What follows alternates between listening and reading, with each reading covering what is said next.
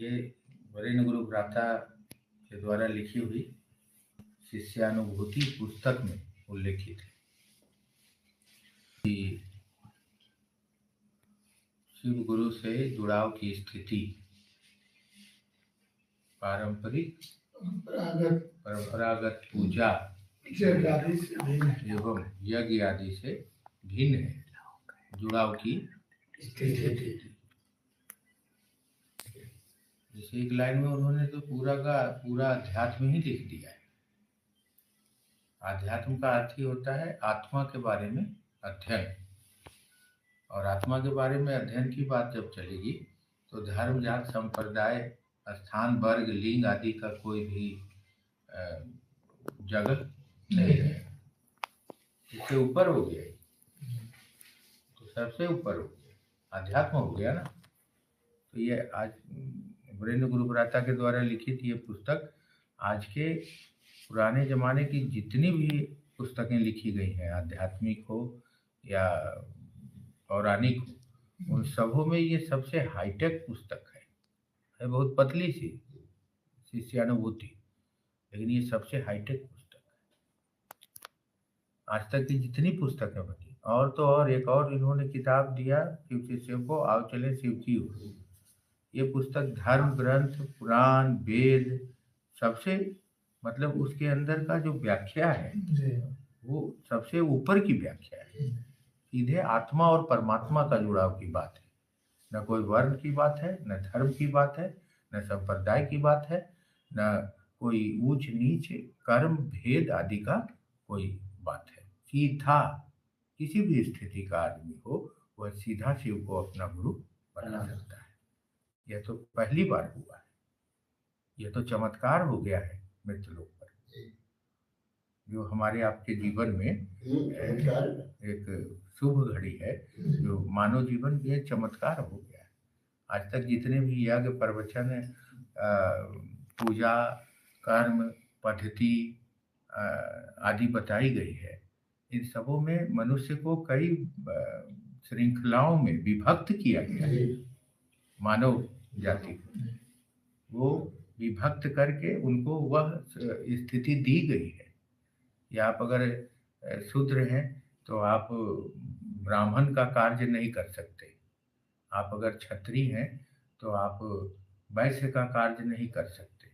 मतलब इस तरह का एक ही मानव को कई प्रकार से, ठीक है उस समय की जरूरत रही होगी संसार में तो वो बनाया गया, लेकिन इसीलिए आज तक जितनी भी व्याख्या और जितने भी रास्ते बताए गए हैं आध्यात्म के लिए, उन सभी रास्तों में ये हाईटेक है।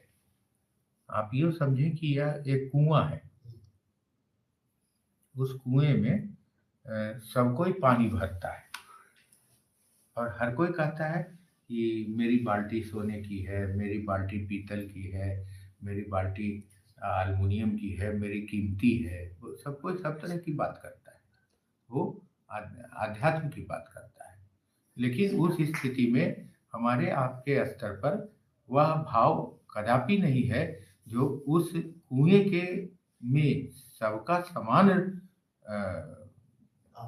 अधिकार है। इसकी बात आज तक मृतलोक पर या भारतवर्ष के इतिहास में कभी नहीं हुआ। समान कैसे? वैसे वैसे का काम करेगा, क्षत्रिय क्षत्रिय का काम करेगा, ब्राह्मण ब्राह्मण का काम करेगा, शूद्र शूद्र का काम करेगा। तो मैं बार बार कह रहा हूँ कि ऐसा उस समय की जरूरत रही होगी, इसलिए ऐसा बनाया गया। आज जो ये मिला हमको आपको, ये अध्यात्म का निचोड़ मिल गया है। एक ही कुआं है, आपका बाल्टी सोने का है कि पीतल का है कि हीरे का है कि एल्युमिनियम का है कि स्टील का है, इसका कोई लेना देना नहीं है। सभी बाल्टियों में पानी जो है वो एक ही कुएं का है और वही कुआं आज हमारा मार्गदर्शक है। इसलिए समान रूप से पूरे संसार के मानव जाति के ये कल्याण का अभ्युदय हुआ है। अभ्युदय माने एक बैक उसके जीवन में एक सूर्य का निकलना पूरे समाज में, पूरे मानव जाति में, ये तो पहली बार हुआ है। इसीलिए उन्होंने लिखा है कि पहले के जितने भी यज्ञ कर्म पूजा पद्धति है, इनसे ये रास्ता भिन्न है। ये भिन्न इसलिए है कि मन का खेला है। मन के तल पर व्यक्ति अगर मानसिक रूप से एक मुख संवाद, मुख माने मौन, संवाद माने बोली, एक बोली हम बोल के बोलते हैं और एक बोली हमारी मन ही मन चलती है। इस मन ही मन चलने वाली बोली को मुख संवाद कहा जाता है। तो भाई ये कहा कि अपने अंदर एक मुख संवाद तुम उस परमपिता परमात्मा ईश्वर को दो। तुम कहीं भी हो, कुछ भी कर रहे हो, इसके लिए कोई पूजा स्नान जप या शुद्ध होकर करने की ऐसी कोई यहाँ आवश्यकता नहीं है, क्योंकि मन के संवाद जब निकलते हैं तो शरीर की तमाम अवधारणाएं समाप्त हो जाती है। अब मन की बात हो गई ना, अब मन तो मजनू हो गया ना, अब मन तो सुकरात हो गया ना, मन तो महंत हो गया ना, मन तो किसी का हो गया ना। तो किसी के होने के लिए किसी स्थिति और परिस्थिति के अधिकार या बाध्य होने की जरूरत नहीं। इसीलिए उन्होंने लिखा है। इसलिए हम लोग भी कहते हैं कि आप शिव चर्चाओं में उतने में पूरा सार लिख दिया उन्होंने। ज्यादा क्यों बोलेंगे? क्योंकि उन्होंने कहा कि उस समय में जो प्रारंभिक अवस्था थी शिव शिष्यता में, और तब उसको व्याख्या अगर वो करते तो उन्होंने कहा यार शमशान में शहनाई बजाने से क्या फायदा है। अभी हम इनको बताएंगे तो इनकी मानसिक स्थिति ऐसी स्थिति में परिपक्व नहीं है कि ये इस बात को समझ पाए। आएगा समय तो बताएंगे, कहा जाएगा। तो वही संवाद है आज भी कि पूजा और पद्धतियों से भिन्न है शिव गुरु की शिष्यता।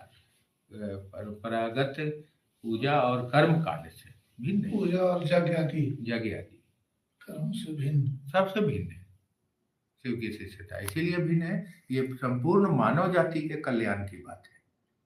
ये किसी खास वर्ग और व्यक्ति और श्रेणी में बांटी हुई व्यवस्था नहीं है, क्योंकि ईश्वर गुरु है और ईश्वर को शिव कहते हैं, शिव को ईश्वर कहते हैं। इसलिए हम लोग शिव कहते हैं। ईश्वर ही गुरु है, तो वहाँ कोई नहीं होगा। तो हम इसको अंदर ही अंदर कहें, कहा नहीं आप उच्चारण करिए, और तो और अंदर ही अंदर कहें, कहा नहीं आप उच्चारण करिए, और तो और विस्तारक यंत्र लगा के उच्चारण करिए। उसका आवाज यहाँ से कम हाँ इतना दूर जाए। किसी ने नहीं कहा कि इसको नहीं मन करिए। पूजा की पद्धतियां भी यही कही गई। चंदनम समर्पयामि, यानी बाहर से यहाँ तिलक लगाइए। शिखा बंधनम समर्पयामि, यहाँ अपने टीक बांधिए। पुष्पम, भगवान की ओर चलिए। पुष्पम समर्पयामि, नैवेद्यम समर्पयामि, ताम्बूलम पुंगी फलम समर्पयामि, उनको आवाहनामि, स्थापयामि, पूजयामि। मैंने सब कुछ हम सोच रहे हैं कि कहीं से लेके और इसको यहाँ से दे दे और इससे हमको ये परिणाम दे दे। यही तो कोई भी किसी भी आप जितने धर्म बनाए गए हैं, धर्म तो एक ही है, मानव धर्म, आत्मा धारण करे, मगर ये धर्म का अपभ्रंश है जिसको हम आप पंथ कहते हैं। तो ये पंथ हैं जो आप जानते हैं धर्म के नाम से, हिंदू, सिख, ईसाई, मुस्लिम, जो भी जैन, कुछ भी कह दीजिए, लेकिन बाल्टी आप अलग बता सकते हैं, लेकिन बाहर बाल्टी के अंदर की पानी को अलग नहीं बता सकते। और उसकी व्याख्या हो गई आज वरेण्य गुरु भ्राता के द्वारा। यहाँ चले आए हम लोग वो सब चीजें बहुत दूर छोड़ गए। तो उस समय वो व्याख्या करते तो कोई समझता। इसीलिए कहा कि शिव की शिष्यता मौन है, मन का खेला है। मन के अंदर के भाव जब सूक्ष्म होंगे तो वो तुम्हारे मानसिक तल से, सांस के माध्यम से हो, मन के ऊर्जाओं के माध्यम से हो, ये जब निकलते हैं वायुमंडल में प्रभावित करते हैं, जो शिव की ऊर्जा लगी हुई है। और ये वायुमंडल हमारी इस मुख संवाद को उस परमात्मा तक पहुंचाती है, जिसको ऊर्जा कहते हैं, जो ऊर्जा का विज्ञान है। शिव गुरु है, गुरु ही नहीं है, वो वैज्ञानिक है। तो विज्ञान पढ़ाते हैं, विज्ञान का वो माने क्या कहिएगा, आविष्कारक है, और बताते हैं जिसको जब जैसा समय रहा वैसा वैसा पात्र को वो बताते हैं, और वो पात्र फिर मृतलोक को बताता है। यही प्रक्रिया रही है। प्रारंभिक काल में गुरु पद का जो उद्भव हुआ है वह शिव गुरु से ही हुआ है। यहाँ से शारीरिक रूप में जो गुरु प्रथम हुए, राजसों के कुल गुरु शुक्राचार्य, देवताओं के कुल गुरु बृहस्पति, और भी जनक के हुए ये वशिष्ठ, विश्वामित्र, बढ़ते चला जाता है। तो ये जो प्रक्रिया चली है ये शिव से ही चली है। शिव को ही गुरु माना है लोगों ने, और शिष्य हुए हैं, और तब जगत में उन्होंने लोगों को ज्ञान दिया है। तो यह ज्ञान उनके अंदर उनके गुरु के तरफ से आया है जो संसार में दे रहे हैं। यानी वो गुरुओं का गुरु है, इसका मतलब है कि वह वैज्ञानिक है, जहाँ से विज्ञान शुरू होता है।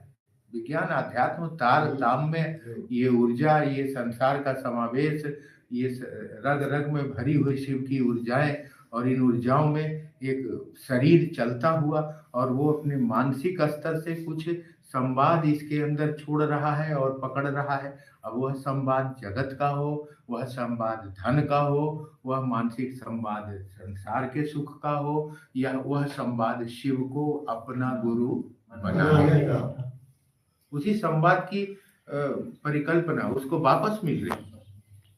वो जो ऊर्जाएं जो ये करता है, कहा कि ऊर्जा का ये नियम है कि क्रिया के विपरीत प्रतिक्रिया। आप अभी किसी को गाली देंगे, याद रखिएगा कि गाली दिया है, वो लौट के आएगी आपके जीवन में। बाहर से आप बड़े अच्छे शिव शिष्य दिख रहे हैं, बड़े बड़े आयोजनों में अपने महत्ता और व्याख्या को दिखा रहे हैं, लेकिन देख लीजिएगा आपका दिल साफ है कि नहीं। महादेव है, यहाँ अच्छे अच्छे वक्ता चले गए, कुछ नहीं हुआ। आज हरिंद्र को इस मृतलोक पर आना पड़ा है, तो जरूर कोई कारण है। जो कहते हैं कि पास आइए कि हम नहीं आएंगे बार बार, वो इसका एकदम कॉन्फिडेंस देके जा रहा है कि हम बार बार नहीं आएंगे यार, हम तो एक बार फंस गए महादेव के चक्कर में, तो हम चले आए, इसलिए पास आइए कि हम नहीं आएंगे बार बार। तो ये व्याख्या और मंच और अपने आप को लोगों में पर का समय नहीं है। यह समय है मानव जीवन के उत्थान के लिए। इस शिव सूत्र को जो वरुण के आशीर्वाद से मृतलोक पर आया है, इसको हर लोगों तक पहुंचाएं, और उनके दिल में यह परम गुरु शिव के बारे में कुछ मानसिक रूप से महादेव की दया से उसके ऊर्जा का जो है विस्तार करें आपके द्वारा। इसके लिए दिया गया है यहाँ, इसके लिए नहीं। ये चीजें तो मुफ्त में बढ़ती है महादेव के यहाँ। वो अवघड़दानी है, वो घोरी अवघड़ दुनियादारी उसको ऐसा शक्ति दे देता है कि वो स्मशान का भस्म एक चुटकी उठा के किसी को दे देता है। हम लोग एक बार गए थे वरेण्य गुरु भ्राता के साथ उनके गांव अमलोरी। तो गांव में घुसने से पहले सड़क के किनारे बाएं साइड में उन्होंने कहा इधर चलो। 4-5 गाड़ियां थी, हम लोग सब चले गए। तुम भी थे उसमें या नहीं होगे? मुकेश हो। तो चले गए। तो वहाँ जब हम लोग उतरे तो उतर के गाड़ी से गए और प्रणाम किए उस भूमि को। वहाँ एक छोटी मोटी सी ऐसे टूटी फूटी हुई कुछ अवशेष टाइप का मकान का फलना का। तो वहाँ एक बाबा पहले रहते थे, तृप्तिनाथ, जिनके बारे में उन्होंने बतलाया। कहा कि इतने सिद्ध पुरुष थे कि उनके ही घर से वरेण्य गुरु भ्राता की माँ लेके वरेण्य गुरु भ्राता को गोद में आई थी बाबा तृप्तिनाथ के पास, और वो अंधे थे, लेकिन ऊर्जाएं कितनी विस्तार करी थी। आज लोग कहते हैं कि यहाँ चलो ऊर्जा मिलेगा, वहां चलो ऊर्जा मिलेगा। ऊर्जा तुम्हारे अंदर है, तुम इसका जितना प्रगटीकरण कर सको। कहा ही गया है कि मानव के अंदर पूरे ब्रह्मांड की ऊर्जा समाहित है। तुम इसका जितना प्रगटीकरण कर सको, विस्तार कर सको। आज मौका मिला है, ईश्वर स्वयं गुरु हुआ है, अगर आज नहीं कर सके तो ये निम्न मानसिकता का परिचय जगत के लोगों के साथ मिलकर शिव शिष्यता में देना एक दिन अपराध हो जाएगा और इसकी सजा हमको आपको जो लोग भोगनी पड़ेगी। ये ऊर्जा मिली तो उन्होंने बताया था, हम लोगों ने भी वहां प्रणाम किया। उन्होंने कहा देखो यहीं बैठते थे और बड़ा अच्छा लगा, वहां शांति लगी उनके साथ। तो मैं छोटा था तो मेरी माँ लेके मुझको गोद में आई थी और बहुत लोग आते जाते रहते थे, वहां मांगते रहते थे, वो अंधे थे, वो गुस्सा करते रहते थे कि जाओ जाओ जाओ, लेकिन मांगने वाले लोगों को पता चल जाए तो वो रुकता कहाँ है, सब जगह चले जाता है, सब लोग चले जाता है। तो उनकी माँ लेके आई थी उनके पिताजी को, उनका कान बहता था और पूरा इलाज करवा के थक गए लेकिन नहीं ठीक हुआ। तो बूढ़ा तृप्ति बाबा कुछ इनकी के आयल बारे अपना आदमी से, तो फलाना बाबू के घर से लोग आए पड़े काहे खातिर, तो देखी ना कान बहता, खूब इलाज करेंगी है घूम घूम के, लेकिन कान के बहल ठीक नहीं किया।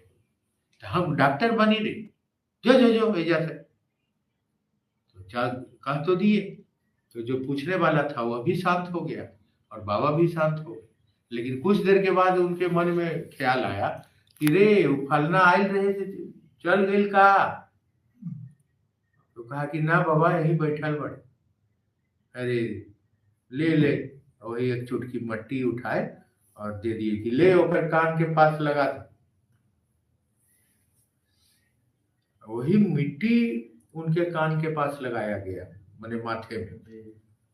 और उनकी मृत्यु के समय में भी, मैंने वरेण्य गुरु भ्राता के पिताजी के मृत्यु के समय में भी हम सौभाग्य मिला, हम वहीं रहे, सौदाह हुआ उनके साथ, हम लोग गए, सब कर्म हुआ।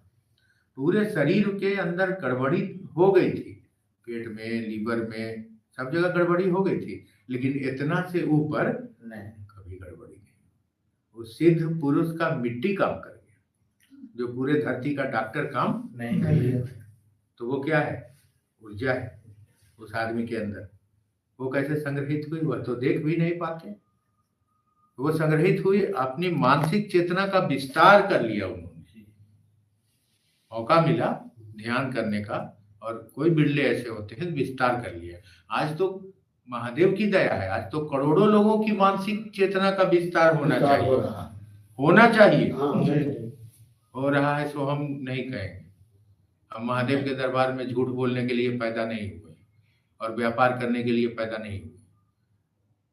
हाँ, हम गरीब हैं और रहेंगे, क्योंकि जगत में हमारा कुछ भी नहीं है महादेव के सिवा। तो इसलिए वहां उस स्थिति में आपकी आध्यात्मिक ऊर्जा काम करेगी और ये विस्तार करिए शिव गुरु में। और ये विस्तार कब होगा? जब हम अंदर चलेंगे। और सूत्र भी यही कह रहे हैं, मन ही मन अपने गुरु से दया की याचना, मन ही मन अपने गुरु को प्रणाम।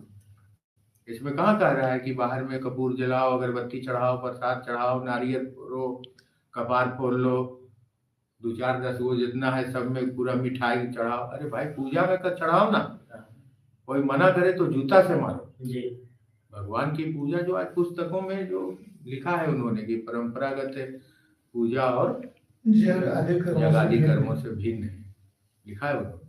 पूजा में करो जो परंपरा आती आ रही है, जिस महादेव की पूजा करो, माँ भगवती की पूजा करो, हनुमान की पूजा करो। कोई कुछ बोले पूजा करने में तो आप उसको जूता से मारिए। मगर ये नई नई व्यवस्था आई है, एट ए फर्स्ट टाइम इस पूरे वर्ल्ड में एक नया पैशन आया है शिव गुरु है। तो ये आदिकाल से, लेकिन इनको पुनर्स्थापित करने का काम सूत्रों के साथ इस मृतलोक पर पहली बार। एक ही कुआं से सबको पानी लेना है, पानी वही है। आपकी बाल्टी कीमती होगी ये हम नहीं जानते, लेकिन मेरे मिट्टी के दिए में भी और आपके हीरे के दिए में भी लौ तो बराबर है, हम इतना जानते हैं। वह स्थिति हो गई आज, पहली बार हुई। इसीलिए बाहर आप जलाते मर जाइएगा, पानी चढ़ाते मर जाइएगा, शिव चर्चा में अगरबत्ती जलाते मर जाइएगा, प्रसाद चढ़ाते मर जाइएगा, आपका गुरु शिव नहीं होंगे। क्योंकि यहाँ तो मन का खेला है, मन के स्तर पर अपनी अंदर की ऊर्जाओं को इस परमात्मा से जोड़ने की बात चल रही है, जुड़ने की बात चल रही है। यहाँ व्यक्ति और वस्तु और स्थान की बात कहाँ चल रही है? तो कैसे लिख देते हो कि परंपरागत पूजा से ही शिव शिष्यता प्रगाढ़ होगी, परंपरागत यज्ञ आदि करने से ही शिव की शिष्यता प्रगाढ़ होगी? तो एक लाइन में उन्होंने पूरी अध्यात्म लिख दी कि लो, तुमने शिव को गुरु तो माना है, लेकिन इस लाइन को भी समझ लेना। ये जो अभी आप अपने सीखी बघाड़ने के लिए ये चढ़ाव वो चढ़ाव करवाते हैं, आप तो गए ही, बेचारा वो भी गया। शिव की शिष्यता है, एक लाइन पहले समझना होगा। और शिव की शिष्यता यह व्यक्ति के मानसिकता की खेला हो सकती है, क्योंकि शिव कोई शरीर रूप का सत्ता नहीं है। चेला मन बनेगा और गुरु और शिष्य का संबंध मन के धरातल पर होता है। मन सूक्ष्म है, सूक्ष्म तल पर हमको मानसिक रूप से इस संवाद को करना होगा, जिसको मुख संवाद कहते हैं। तभी वह मन उस ईश्वर की ओर, जो जगत की ओर है, वह गुरु की ओर बढ़ेगा और जीव से शिव की यात्रा पूरी होगी। इसीलिए कहा है कि यज्ञ, कर्म, पूजा की पद्धतियां शिव शिष्यता में आपको मजबूत नहीं करेंगे, आपको महादेव का शिष्य नहीं बनने देंगे। ये आप करिए अपने जीवन में जो करते आए हैं, परंतु जब शिव का शिष्य बनना होगा तो परंपरागत यज्ञ और पूजा कर्म से भिन्न है शिव गुरु की शिष्यता, क्योंकि यह मन का खेला है, ये बाहर का खेला नहीं है। ये हमको बाहर से अंदर जाने का खेला है, और अंदर जाते हैं तब हम आत्मा और परमात्मा से जुड़ाव की प्रक्रिया पाते हैं। और इसका अनुभव हमको समझ में आता है कि ईश्वर अल्लाह तेरे नाम और सबको सन्मति दे भगवान।